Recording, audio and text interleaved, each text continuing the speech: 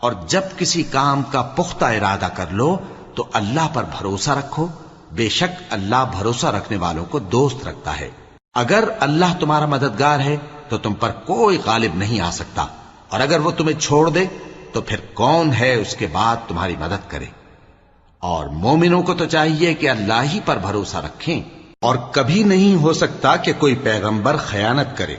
اور خیانت کرنے والوں کو قیامت کے دن خیانت کی ہوئی چیز اللہ کے روبرو لا حاضر کرنی ہوگی،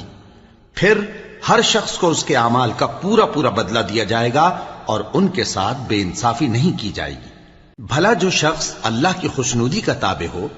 وہ اس شخص کی طرح ہو سکتا ہے جو اللہ کی ناخوشی میں گرفتار ہو،